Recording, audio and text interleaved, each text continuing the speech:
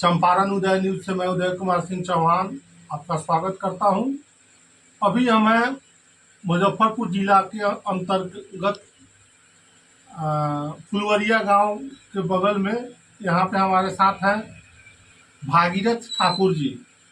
इनका एक YouTube channel चलता है भागीरथ ठाकुर के नाम से। सर, आपका बहुत बहुत स्वागत हम करते हैं अपने चंपारण उदय न्यूज से। हम मोतिहारी से बिलोंग करते हैं। आपका चैनल हम यूट्यूब पर देखते हैं और भैया आपको हम क्या बताएं, आपके काम के इम्प्रेशन से हमको लगा कि आपसे हमको मिलना चाहिए और हम मिलने आज गए हैं। आपसे हम बात करेंगे। आप अपना पहले परिचय दे दीजिए।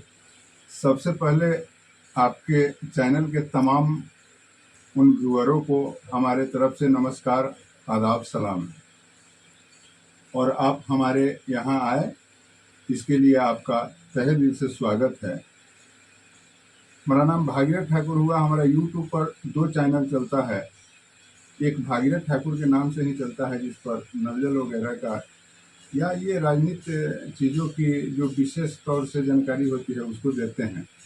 और एक क्राइम के तह तक हमारा चैनल है जिस पर क्राइम से संबंधित हम जानकारी देते हैं।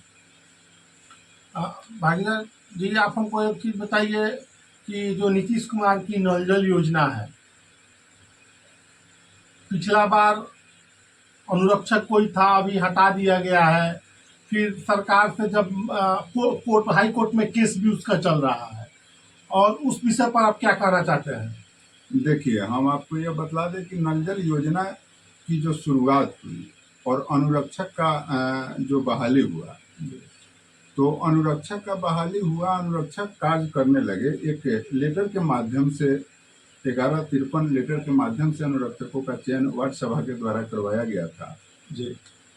लेकिन अनुरक्षक का चयन हुआ और ये बीजेपी के मंत्री बने सम्राट चौधरी पंचायती राज विभाग के, और वह एक 29-35 लेटर लाए और उसमें अनुरक्षकों के अधिकार को थोड़ा अधिकार का हनन किया और वार्ड सदस्यों को अधिकार दिए।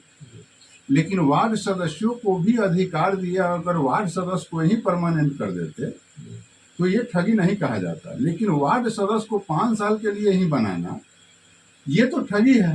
तो यह व्यवस्था यह चाहिए कि हम किसी तरह जनता को ठग के ही नल जल को चलाए। तो ऐसी परिस्थिति में नल जल सुचारू रूप से चले, ये संभव नहीं है। अच्छा, एक चीज़ बताइए, नीतीश कुमार जी ने योजना जो लॉन्च किया, नल जल योजना 7 निश्चय के अंतर्गत, उस योजना शुरू में जब नल जल बना, ये भ्रष्टाचार की भेंट चढ़ी है। योजना तो कैसी है और भ्रष्टाचार की भेंट चढ़ी तो कैसी भेंट चढ़ गई है, इसको भी आप बताइए। देखिए, नल जल योजना नीतीश कुमार का एक बहुत अच्छा सोच था और उस अच्छे सोच के साथ उन्होंने नल जल योजना को संचालित किया। लेकिन 9 वार्ड प्रशिक्षित थे, 9 वार्ड के साथ जो सचिव थे वो प्रशिक्षित थे। कहीं ना कहीं सरकार की कमी थी। तो इसमें देखिए, सभी चीज में डायरेक्ट लोग सरकार के ऊपर जाता है। सरकार कोई भी चलती है तो वह विभाग बांटकर चलाया जाता है। पथ निर्माण विभाग अलग होता है, पंचायती राज विभाग अलग होता है, पीएचईडी विभाग अलग होता है, राजस्व विभाग अलग होता है, और जो उसका मंत्री बनाया जाता है वह मंत्री उस विभाग का मालिक होता है। कभी कभार 2 साल 4 साल पर मुख्यमंत्री उसका मॉनिटरिंग करते हैं। उसका जिम्मेवारी जो है उस विभाग का जो मालिक होता है उसका होता है। उस विभाग में अगर कुछ गलती होता है तो उस विभाग का जो मालिक है गलती उसका कहा जाएगा, सरकार का गलती नहीं कहा जाएगा। नहीं, मुखिया जो होता है सरकार, उसकी जिम्मेवारी नहीं बनती है। उसकी जिम्मेवारी है वह योजना को लाई और वह योजना को आपको मालिक बना दिया, और मालिक बना दिया और आप उसमें सक्षम है उस कार्य को करने के लिए। तो आप कैसे कर रहे हैं नहीं कर रहे हैं ये आपकी जिम्मेवारी है। लेकिन बहुत जगह देखने में आया है कि मुखिया जी लोग नल जल लेकर अपने से किए, वार्ड सदस्यों को डरा कर धमका के या प्रेम से, उस बारे में आप कुछ कहें? देखिए, वैसा ही परिस्थिति में हम वही बात कहने वाले थे कि वार्ड सदस्य जो प्रशिक्षित नहीं हुए और वार्ड सचिव प्रशिक्षित नहीं हुए और बगैर प्रशिक्षण के इतना बड़का प्रोडक्ट जो है, योजना जो है धरातल पर उस व्यक्ति को लाना है, तो वो तो घबरा जाएगा, उसको समझ में नहीं आएगा। और इसका बेनिफिट जो है मुखिया जी लोग उठाए, क्योंकि वार्ड सदस्य पूंजी में भी कमजोर होते हैं और मुखिया जी लोग देखिए पूंजी से इस मामला में इसमें योजना में कोई मैटर नहीं। नहीं, पदाधिकारी लोग भी तो परेशान किया था ना वार्ड सदस्य को, अनुरक्षक को अभी लोग कर रहा है। इस मामला में आपको पैसा पहले खाता में आ जाता था WIMC के खाते में, और वह पैसा निकाल के खर्चा करना था, इसलिए इसमें पूंजी की कमी की बात कहीं से नहीं आएगी। अच्छा, अभी भी जो नल जल योजना चल रहा है उसको पहले पैसा देना है कि काम करके बात करना? अब तो PhD में चला गया है, लेकिन पहले जो नल जल आता था पहले पैसा देना है कि वो बीच में हम सुने थे पंचायत सचिव लोग बोल रहा था कि आप पहले काम कराइए उसके बाद हम आपको पेमेंट करेंगे, ऐसी कोई बात है या क्या? देखिए किसी भी योजना का अभिकर्ता पंचायत सचिव होते हैं पंचायत में, तो पैसा तो उनके पास आ जाता है पहले, लेकिन वह काम का गारंटी चाहने के लिए कि काम हो गया और तब हम पैसा निकाले कि हम अपने नहीं फंसे,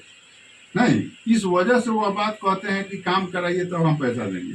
पैसा पहले देने का सिस्टम है, सरकार पैसा भेजती है कि आप काम कराइए, इस पैसा से आपको 5 लाख रुपया दे दिया गया और इससे काम कराइए, उसे 5 लाख से काम बढ़ेगा, फिर उस योजना में पैसा जाएगा, पैसा पहले आती है।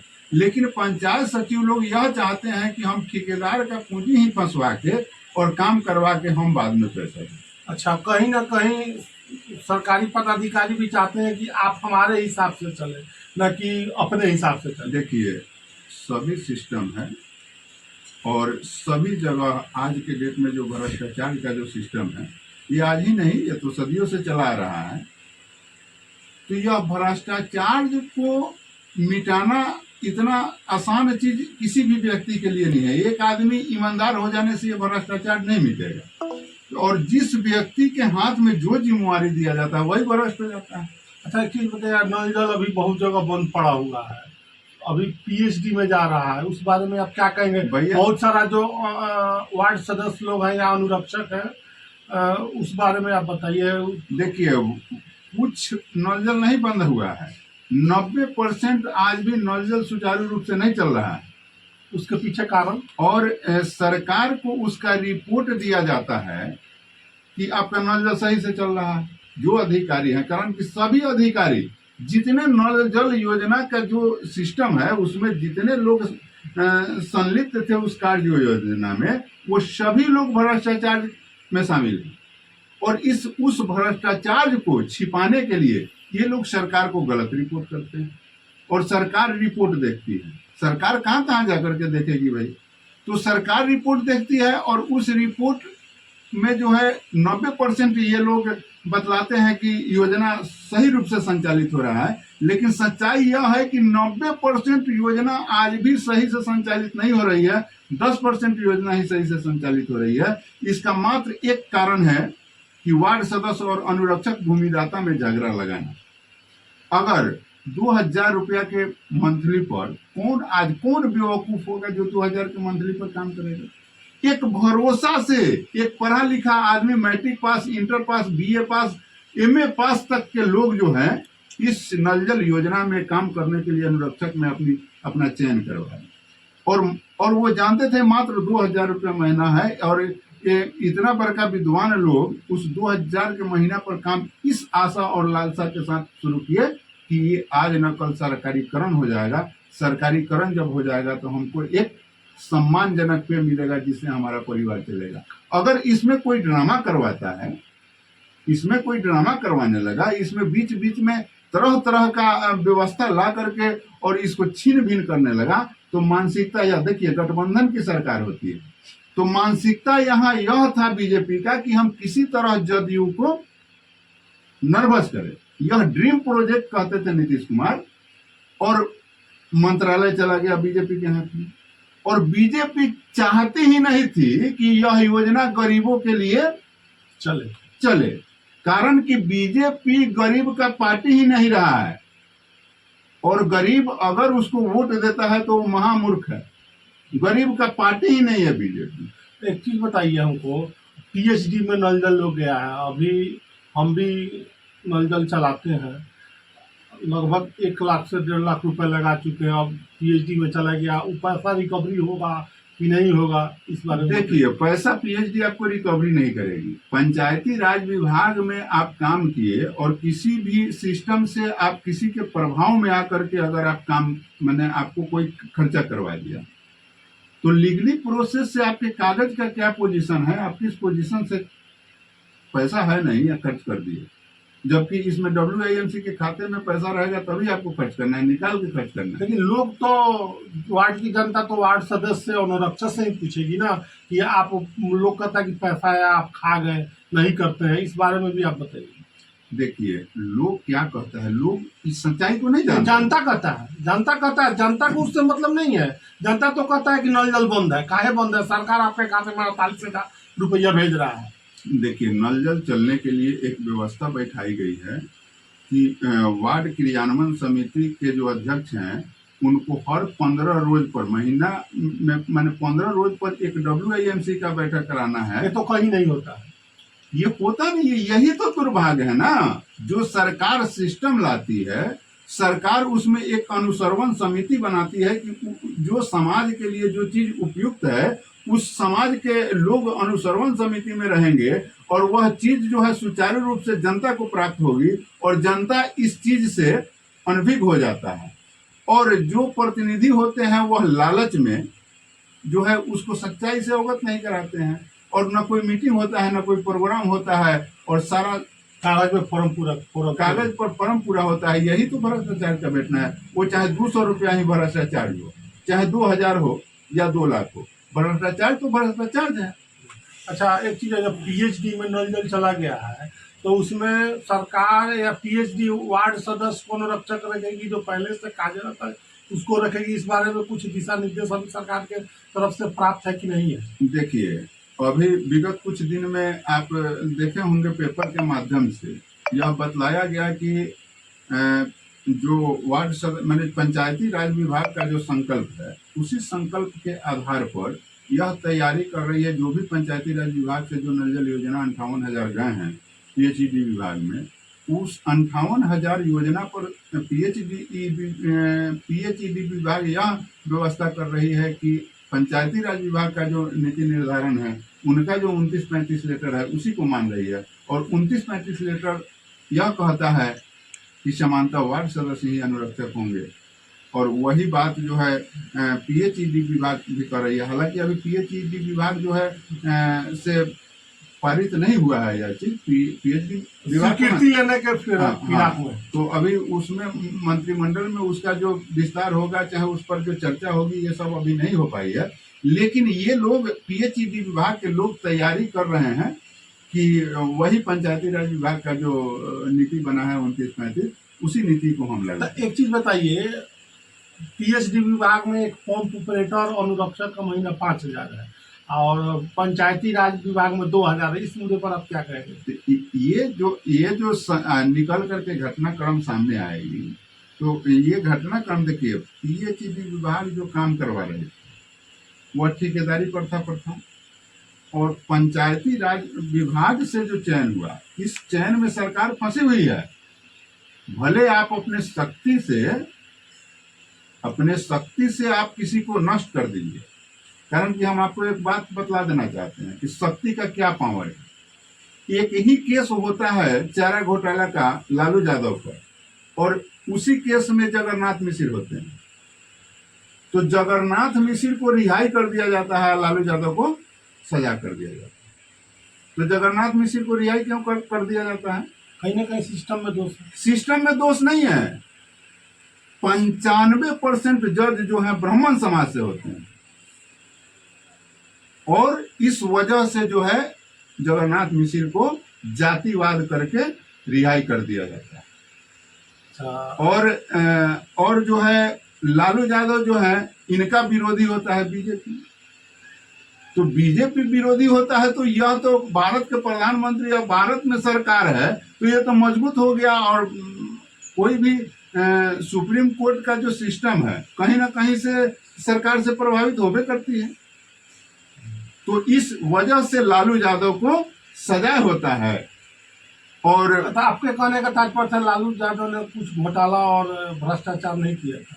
देखिए, लालू यादव भ्रष्टाचार किए थे या नहीं किए थे ये कोर्ट को देखना है, ये हम लोग तो नहीं कर सकते हैं ना। आपके मतलब से मालूम हो रहा है लेकिन एक चीज हमारा यह कहना है कि एक चीज है, यह माइक में हम लोग दोनों आदमी बोल रहे हैं, तो अगर इसमें कुछ खराबी होता है, घोटाला होता है, तो ये दोनों आदमी दोषी होंगे ना, एक आदमी नहीं होगा। एक आदमी नहीं होगा।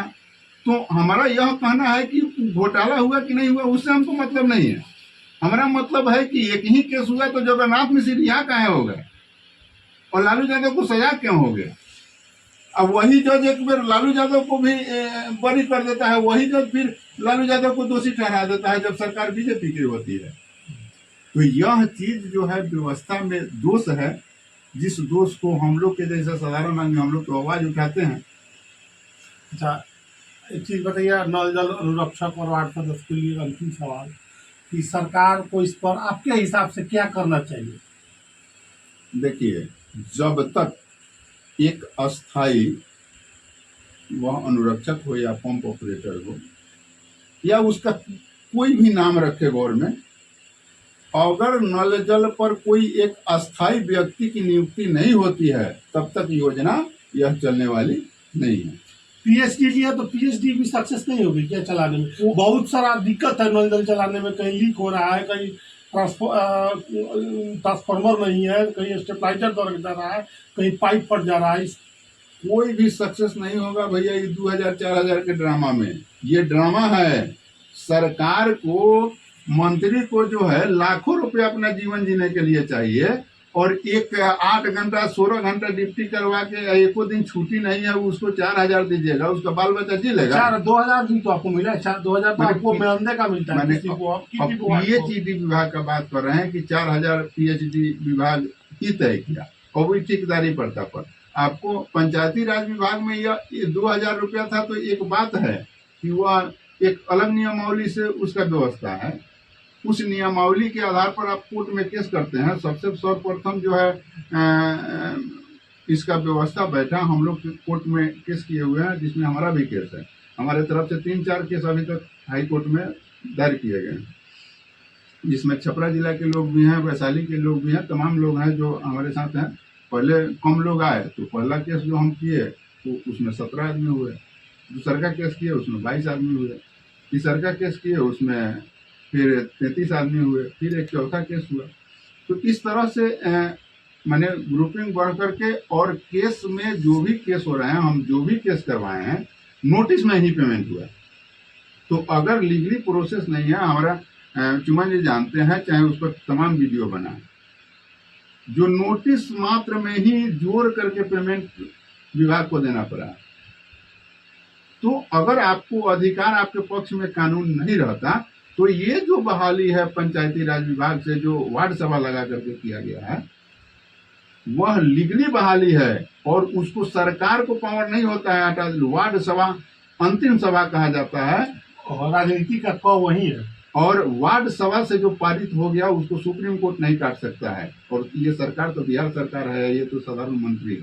चलिए, आपका बहुत बहुत धन्यवाद भांगी ठाकुर जी, आपने हमको बहुत अपना बहुमूल्य समय दिया और आपसे हमको बात करके बहुत अच्छा लगा, बहुत सारी जानकारी हमको मिली। मेरे यूट्यूब चैनल वही रिक्वेस्ट, चंपारण उदय न्यूज को आप सब्सक्राइब करिए, बेल आइकन दबा दीजिए, लाइक शेयर कमेंट करना ना भूले। आपका बहुत बहुत धन्यवाद भांगी ठाकुर जी। आपका भी धन्यवाद जो है, और इस तरह की और सारी हम लोग को बातें होगी। अभी तो हम थोड़ा सा व्यस्त हैं, इसलिए और बहुत सारी बातें होगी इस पर जो हम लोग और लोगों को बतलाने का प्रयास करेंगे और लोगों को जगाने का प्रयास करेंगे। समाज में जो कुरीति है उस कुरीति को हम लोग इस चैनल के माध्यम से, हम लोग एक पत्रकार के रूप में हैं, ठीक है, हम लोग किसी संस्था से जुड़े हैं, ठीक बात है, लेकिन हम लोग पत्रकार हैं, एक चौथा स्तंभ है, और सच्चाई को हम लोग समाज के सामने बयां करना है, और यह जातिवाद से ऊपर उठ करके, और हम लोग को समाज में जो सच्चाई मैंने जो कुरीत है उस बात को लेकर के रखना है। राजनीति में जो कुरीत है उसको लेकर के रखना है, ठीक है। जिसको जो काम मिला है वह काम करेगा। हमको काम मिला है बोलने का, हम लोग बोलकर बताएंगे जनता को बताएंगे। बताएंगे। नेता का काम है उसमें सुधार करे, प्रशासन का काम है सुधार करे, करे ना करे उसका काम है। हमारा जो काम है वो हम करते रहेंगे। और इसी के साथ हम तमाम दर्शकों को नमस्कार, आदाब, सलाम फिर से एक बार करते हैं और फिर अगले वीडियो में हम लोग मिलेंगे। और उदय बाबू भी हमारे साथ रहेंगे, चुमन बाबू भी साथ रहेंगे और हम लोग तमाम लोग आप लोगों के को एक एक जानकारी देने का हर संभव प्रयास करते रहेंगे। जय हिंद।